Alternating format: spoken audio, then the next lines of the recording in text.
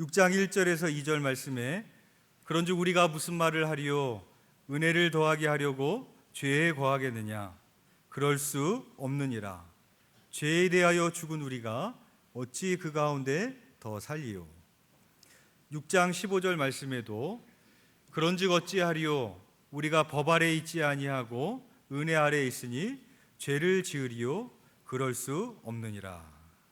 우리는 죄에 대하여 죽은 자다라고 말하였습니다.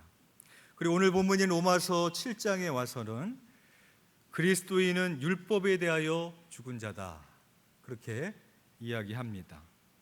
죄에 대하여 죽었다라는 것은 이해가 되는데 율법에 대하여 죽었다라는 것은 어떤 의미인가? 그래서 그것을 1절부터 3절까지 비유를 들어서 설명을 합니다. 우리 1절부터 3절까지 한번 함께 봉독하겠습니다. 시작. 형제들아 내가 법 아는 자들에게 말하노니 너희는 그 법이 사람이 살 동안만 그를 주관하는 줄 알지 못하느냐. 남편이 있는 여인이 그 남편 생전에는 법으로 그에게 매인바되나 만일 그 남편이 죽으면 남편의 법에서 벗어나느니라. 그러므로 만일 그 남편 생전에 다른 남자에게 가면 음녀라. 그러나 만일 남편이 그 법에서 자유롭게 되나니 다른 남자에게 갈지라도 음녀가 되지 아니하느니라. 아멘. 두 가지 비유를 드는데 먼저 1절에서는 세상법을 비유로 설명하고 있습니다. 그래서 세상의 법은 사람이 살아있는 동안에만 효력을 미치는 겁니다. 만약에 살인자가 경찰에게 쫓겨서 도망가다가 막다른 골목에서 자살을 하면 더 이상 그 죽은 사람에게 법의 효력이 작용할 수가 없습니다. 어떤 징계를 할 수가 없는 것이죠. 그 사람이 죽는 순간 세상법은 더 이상 영향력을 끼칠 수가 없습니다. 또한 2절과 3절에서는 부부법을 비유를 들어서 설명을 합니다. 그 당시에 부부 사이에 이혼을 하느냐 안 하느냐의 결정권은 오직 남편에게 있었습니다. 오늘날이야 서로 간에 합의하에 이혼도 하고 또 그렇게 할 수 있었지만 그 당시에 아내는 남편이 죽기 전에는 남편이 허락하기 전까지는 이혼할 방법이 없는 겁니다. 따라서 결혼해 있는 동안에는 남편의 지배와 영향력에서 벗어날 수 없었고 남편이 곧 법입니다. 그래서 남편이 살아있는 동안에 다른 남자에게 가면은 음녀가 되는 것이죠. 그러나 만일 남편이 죽으면 다른 남자에게 가도 음녀가 되지 않는다. 왜냐하면 남편이 죽었고 남편이라는 법의 시효가 끝났기 때문이다 라고 말을 합니다. 바로 여기서 전 남편이 율법이고 새로운 남편이 곧 예수 그리스도입니다. 오늘 본문의 내용이 바울이 새로운 이야기를 꺼내들고 있는 것이 아니라 그동안 로마서에서 계속해서 말해왔던 이신칭의의 복음, 그러니까 우리가 율법을 행함으로 구원을 얻는 것이 아니라 오직 예수 그리스도를 믿음으로 우리는 의에 이를 수 있다. 이 이신칭의의 복음을 그 연장선상에서 바울이 다시 한번 이야기하고 있는 내용입니다. 우리가 그동안 살펴본 바와 같이 그리고 다음 주에도 살펴보겠지만 율법 자체가 나쁜 것은 아니죠. 율법은 우리에게 필요한 겁니다. 율법은 우리의 죄를 깨닫게 해주기 때문입니다. 그럼에도 불구하고 왜 그리스도인은 율법에 대하여 죽은 자라고 말하고 있는가? 왜냐하면 율법의 중요한 역할은 우리의 죄를 깨닫게 해주는 것이지만 그러나 율법 자체가 열매를 맺게 해주지는 못한다라는 것입니다. 우리 4절 말씀 한번 봉독해 보겠습니다. 시작. 그러므로 내 형제들아 너희도 그리스도의 몸으로 말미암아 율법에 대하여 죽임을 당하였으니 이는 다르니 곧 죽은 자 가운데서 살아나신 이에게 가서 우리가 하나님을 위하여 열매를 맺게 하려 함이라. 아멘. 율법에는 우리의 죄를 깨닫게 해주는 중요한 기능이 있지만 율법 자체가 우리가 하나님에 대하여 열매를 맺게 해주지는 못한다라는 것입니다. 따라서 우리는 율법에 대하여 죽은 자요 누구에게 가라고 말하고 있습니까? 곧 죽은 자 가운데서 살아나신 이 누구입니까? 예수 그리스도에게로 가라. 그리고 그 예수 그리스도를 나의 신랑으로, 그의 우리는 거룩한 신부로 예수 그리스도와 연합한 인생을 살아갈 때에 하나님을 위하여 열매를 맺을 수 있다라는 것입니다. 그러므로 그리스도인은 율법에 대하여 죽은 존재다라고 말을 하고 있는 것입니다. 요한복음 15장의 포도나무와 가지의 비유에서도 이렇게 말씀하셨습니다. 나는 포도나무요 너희는 가지라. 그가 내 안에 내가 그 안에 거하면 사람이 열매를 많이 맺나니 나를 떠나서는 너희가 아무것도 할 수 없느니라 라고 말씀하고 있습니다. 즉 우리가 율법에 대하여 죽은 자가 되어야 되는 이유는 예수 그리스도와 연합하기 위함이요 하나님에 대하여 열매 맺는 삶을 살아가기 위함인 것입니다. 그렇다면 우리가 예수 그리스도와 연합하기 이전의 모습은 어떠한 상태인가? 우리 5절 말씀 한번 봉독해 보겠습니다. 시작. 우리가 육신에 있을 때에는 율법으로 말미암는 죄의 정욕이 우리 지체 중에 역사하여 우리로 사망을 위하여 열매를 맺게 하였더니. 5절 첫 부분에 보면 우리가 육신에 있을 때에는 이렇게 시작하고 있습니다. 그러니까 내가 예수 그리스도와 연합하고 예수님의 거룩한 신부로 살아가기 이전의 나의 모습은 어떤 상태이냐? 육신에 있을 때이다. 여기에 육신에 있다라는 말은 어떤 의미겠습니까? 육체의 욕망을 따라 살아가는 그런 상태를 말하고 있는 것입니다. 내가 육신의 욕망을 따라 살아갈 때 그 율법이 나에게 어떠한 작용이 일어나는가 하면 율법으로 말미암은 죄의 정욕이 우리 지체 중에 역사하여. 그러니까 이 말씀을 가만히 보면은 율법으로 말미암는 죄의 정욕이 있다라고 말씀하고 있어요. 근데 이 말씀을 오해하지 마셔야 될 것은 율법 자체가 죄를 만들어낸다라는 그런 의미가 아닙니다. 중요한 단서는 뭐냐면 그 앞에 있습니다. 우리가 육신에 있을 때입니다.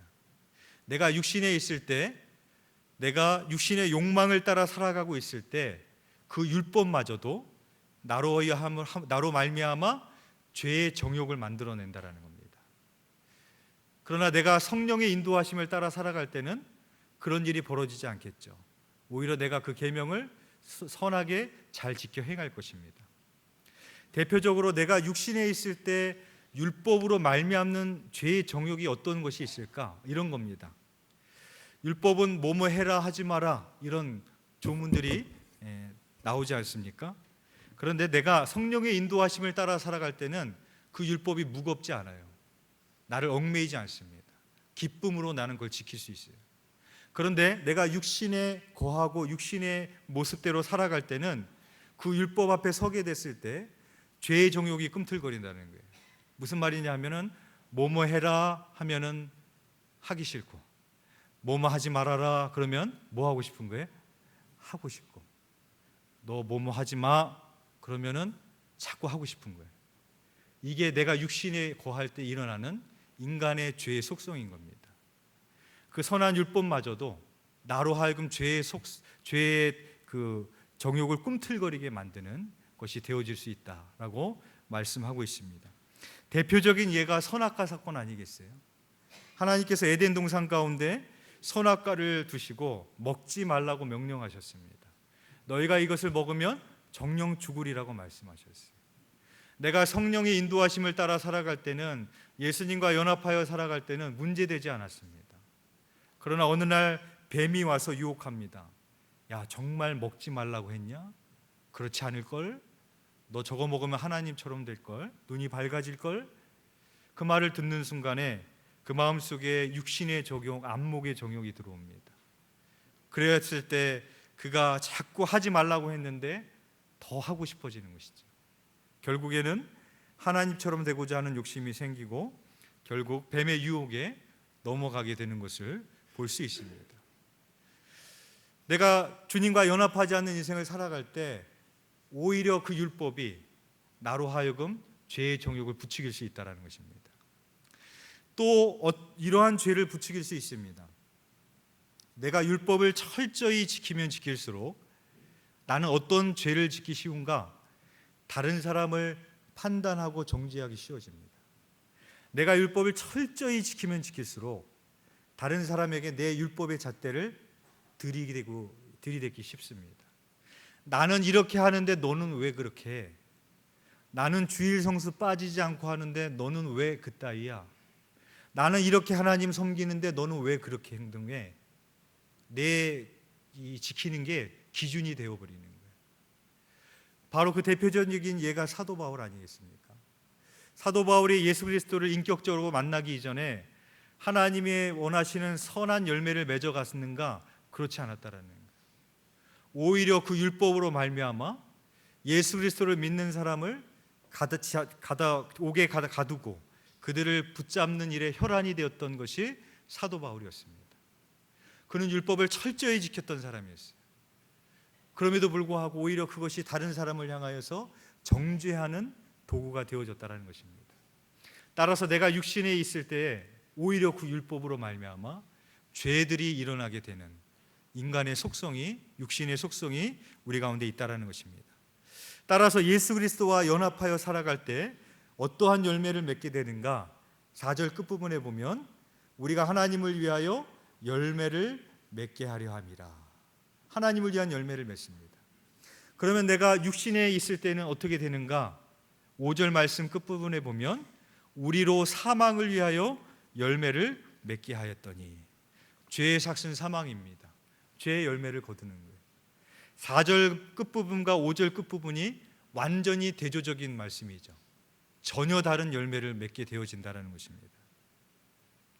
따라서 우리가 이제는 그 율법에 묶인 것으로 사는 것이 아니라, 육신에 거하는 것으로 사는 것이 아니라 이제는 예수 그리스도와 연합한 인생을 살아야 될 것을 우리들에게 말씀을 하고 있습니다. 우리 6절 마지막 절 한번 봉독하겠습니다. 시작. 이제는 우리가 얽매였던 것에 대하여 죽었으므로 율법에서 벗어났으니 이러므로 우리 영의 새로운 것으로 섬길 것이요 율법 조문에 묵은 것으로 아니할지니라. 아멘. 여기서 영의 새로운 것이란 앞서 나온 5절의 육신에 있을 때와 반대되는 말이죠. 육신의 욕망을 따라 살아가는 것이 아니라 성령님의 인도하심을 따라 살아가는 것을 의미합니다. 또 여기서 율법 조문이라는 것은 율법의 형식을 말합니다. 다시 말해서 형식에 얽매여 있는 신앙생활. 율법을 철저하게 지키기는 지키는데 그 안에 알맹이는 없고 율법의 정신은 사라지고 그냥 형식적인 제사와 율법만 지키고 있는 그것으로부터 너희가 벗어나야 된다라고 말씀하고 있습니다. 예수님께서 이런 말씀을 하셨습니다. 수고하고 무거운 짐진 자들아 다 내게로 오라 내가 너희를 쉬게 하리라. 그래서 우리가 이 말씀을 세상 가운데 어려움을 당했을 때 주님 앞에 내 무거운 짐을 내려놓기 위해서 이 말씀을 듣기도 하지만 그 당시에 예수님이 이 말씀을 하셨던 원래의 의도는 그 무게는 율법을 철저하게 지켜야만 했던 율법의 무게를 말씀하신 거예요. 그 율법을 철저하게 지키는 것이 오히려 그들에게 자유함이 되고 기쁨이 되는 것이 아니라 짐이 됐다라는 거예요. 무거운 것이 됐다라는 것입니다. 여러분, 예수님께서 동정녀 마리아의 몸을 통해서 이 땅에 오셨습니다. 우리가 성탄절 때마다 그 말씀을 볼 때 마리아와 요셉의 순종이라는 관점에 대해서 그 말씀을 볼 때가 있습니다. 근데 여러분 좀 다른 관점으로 볼 수 있어요. 율법이라는 관점으로 그 말씀을 한번 보십시오. 왜 예수님은 하필이면 세상에 아이를 낳지 못하는 여인들이 얼마나 많은데 아이를 가지지 못하는 여인의 몸을 통해서 오면 얼마나 더 좋았을까? 그런 생각이 듭니다. 정결한 여자의 몸에 왔어야 됐다면, 처녀의 몸으로 왔어야 됐다면 굳이 왜 약혼한 여자의 몸으로 오셨을까? 생각해 보셨습니까? 그렇죠. 약혼하지 않은 여자의 몸에 와도 문제겠지만 결혼을 앞둔 여자의 몸을 통해서 왔습니다.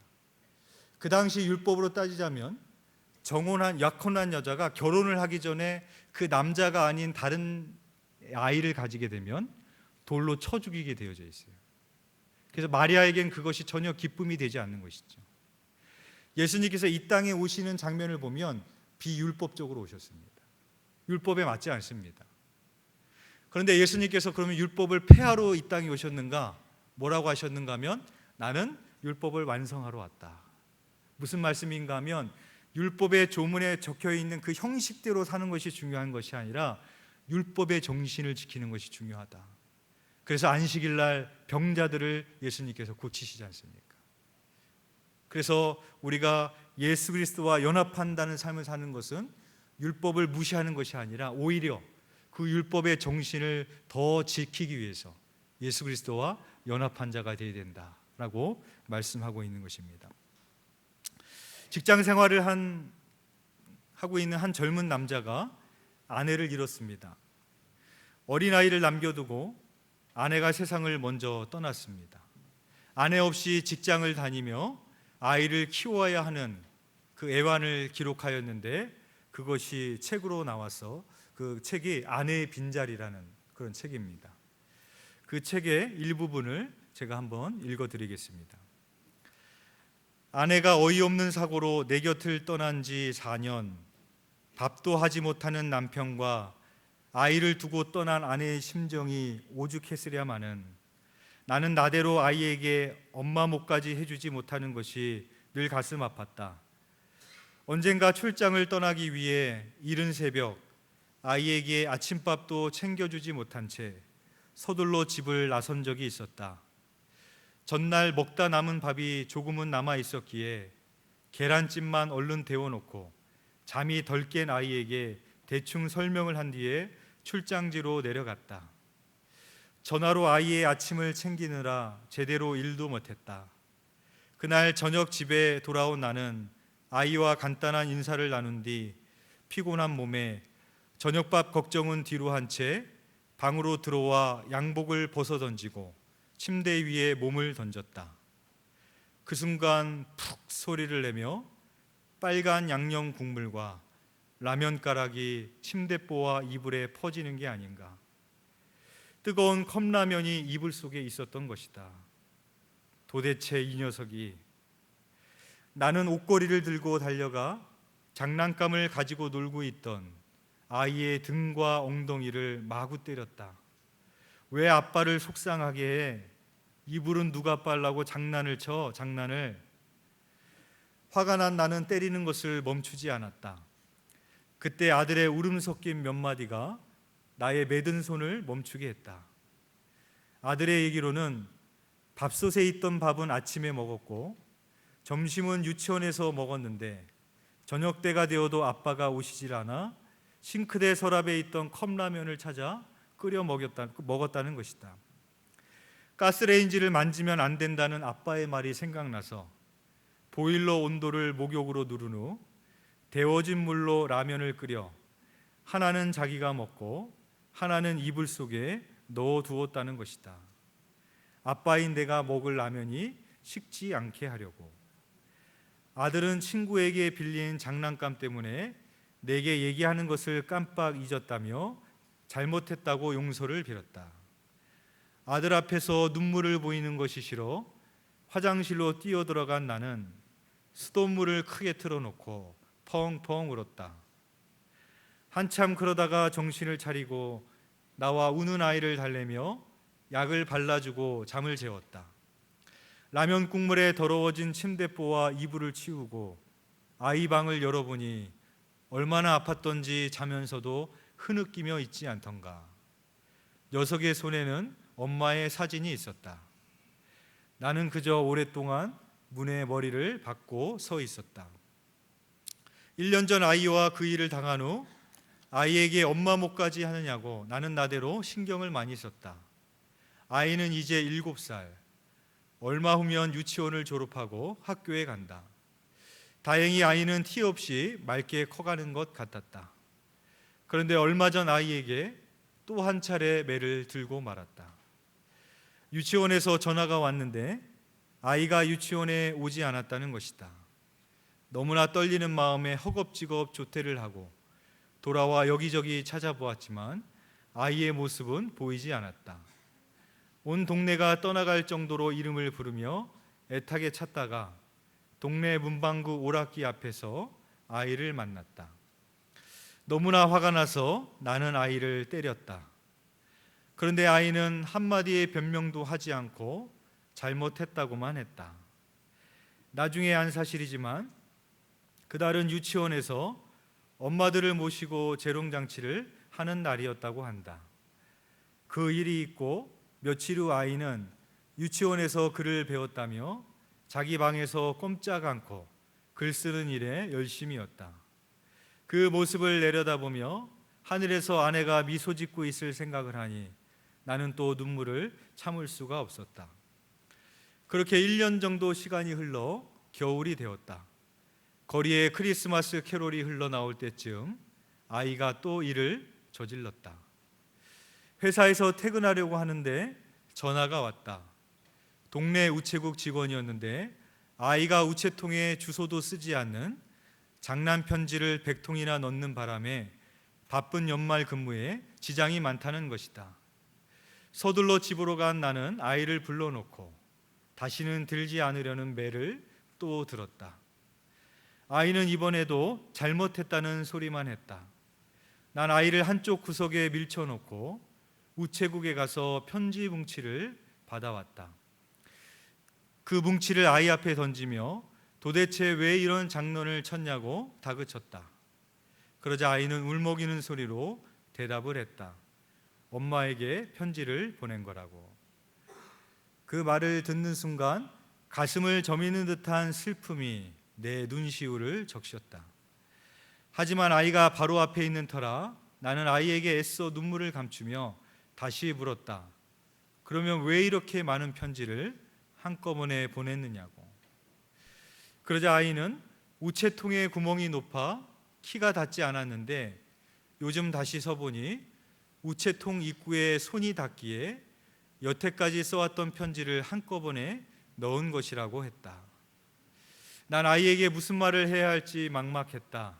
잠시 후에 나는 이렇게 말할 수밖에 없었다. 엄마는 하늘에 계시니까 다음부터는 편지를 태워서 하늘로 올려보내. 아이가 잠든 후 나는 밖으로 나와 그 편지들을 태우기 시작했다. 아이가 엄마에게 무슨 얘기를 하고 싶었을까 하는 궁금한 마음에 편지 몇 통을 읽었다. 그 중에 하나가 나의 마음을 또 흔든다. 보고 싶은 엄마에게 엄마, 오늘 유치원에서 재롱잔치를 했어. 근데 난 엄마가 없어서 가지 않았어. 아빠가 엄마 생각날까 봐 아빠한테는 얘기 안 했어.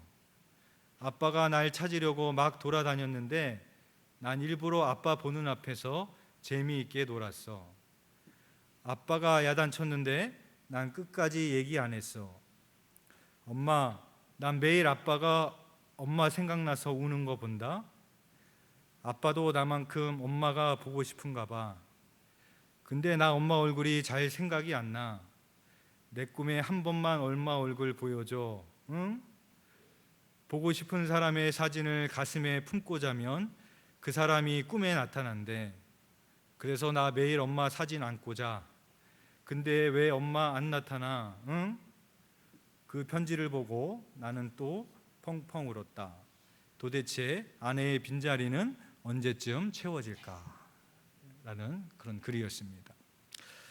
여러분, 이 글을 보면 이 남자분이 이런 표현을 했습니다. 아이가 또 사고를 쳤다고. 근데 제대로 읽어보면 아이가 사고를 친 것이 아니라 본인이 사고를 쳤더라고요. 또 한 가지 공통점이 있는데 이 아빠는 무슨 문제가 생겼을 때마다 무조건 쫓아가서 매부터 들었습니다. 심지어는 장난감을 들고 놀고 있는 아이의 등과 엉덩이를 마구 때렸다라고 그렇게 기록을 했습니다.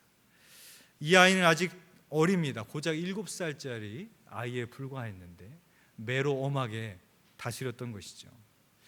물론 성경에서도 부모가 자녀에게 매로 훈계하라는 말씀이 있습니다. 그런데 무조건 매부터 드는 것이 사랑일까? 율법적으로 자녀에게 무조건 요구하고 매부터 든다고 자녀에게 좋은 열매가 맺어질 수 있겠습니까? 그럴 수 없다라는 것입니다. 예수님께서 십자가의 죽음을 앞두고 제자들에게 이렇게 말씀하셨습니다. 얘들아, 오늘 밤에 너희들이 다 나를 버리고 도망갈 것이다. 그때 베드로는 이렇게 말합니다. 다른 사람이 다 주님을 버려도 나는 결단코 주님을 버리지 않을 것입니다. 그때 주님이 베드로에게 이렇게 말씀하십니다. 베드로야, 오늘 밤 닭이 울기 전에 내가 3번 나를 부인할 것이다. 그 말에 베드로가 또 이렇게 대답합니다. 제가 주님과 함께 죽을지언정 부인하지 않을 것입니다. 예수님께서 대제사장이 보낸 무리들에게 잡혀가십니다.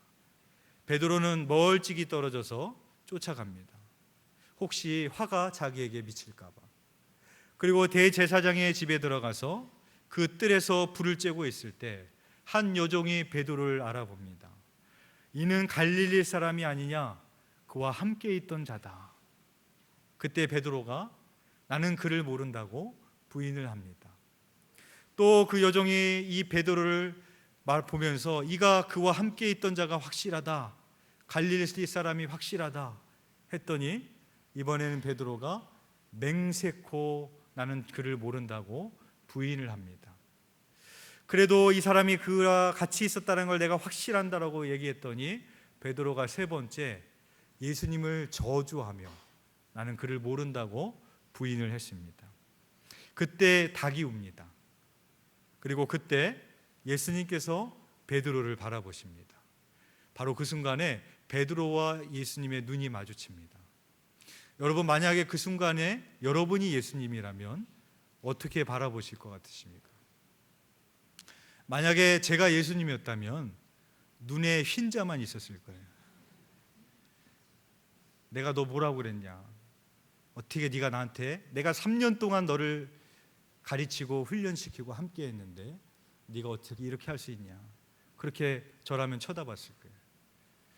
만약에 예수님이 그 눈에 흰자만 있는 눈으로 쳐다봤다면 베드로도 할 말이 많았을 겁니다. 저도 배아금을 버리고 주님 따라가지 않았습니까? 그런데 나는 인생 다 걸고 주님 따라갔는데 고작 이렇게 맥없이 잡혀가는 게 뭡니까? 앞으로 남은 내 인생은 뭐가 됩니까, 주님? 할 말 많았을 겁니다. 그러나 예수님께서는 그렇게 보지 않으셨죠.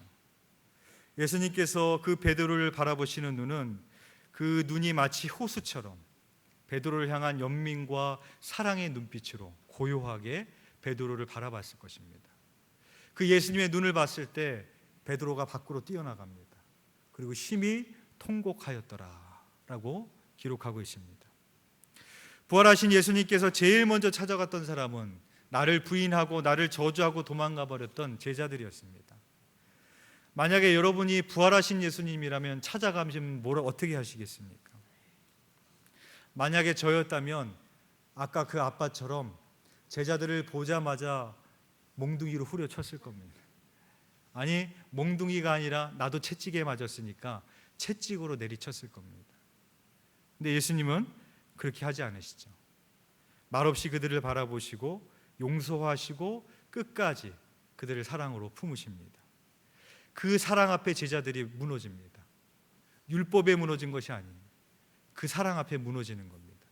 그 위대한 사랑 앞에 무너졌던 제자들이 이제는 남은 삶이 내 생명을 아끼지 않고 그 주님을 위해서, 복음을 위해서 살아가는 위대한 사도로 변화되게 되어졌던 것을 볼 수 있습니다. 여러분, 우리가 누군가를 향하여서 내가 율법으로 대한다고 했을 때 전혀 선한 것이 나올 수 없어요. 내가 내 안에, 내가 그 율법을 가지고 살아간다고 내가 내 안에서 선한 것이 나올 수 있느냐? 그럴 수 없다라는 것입니다. 오직 내 안에 계신 그 예수 그리스도를 내가 날마다 바라보고 그분을 연합하여 내가 살아갈 때, 그 사랑이 내게 흘러 들어올 때만 내가 하나님을 위한 열매를 맺을 수 있음을 기억하시기를 바랍니다.